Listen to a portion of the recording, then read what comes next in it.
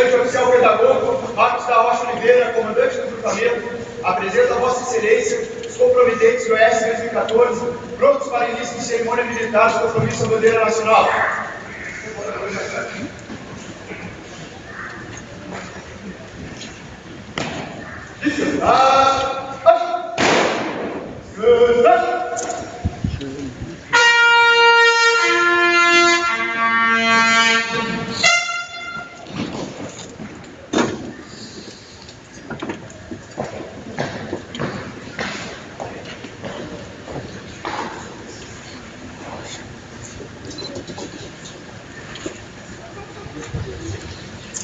Convidamos todos os presentes à hino nacional brasileiro.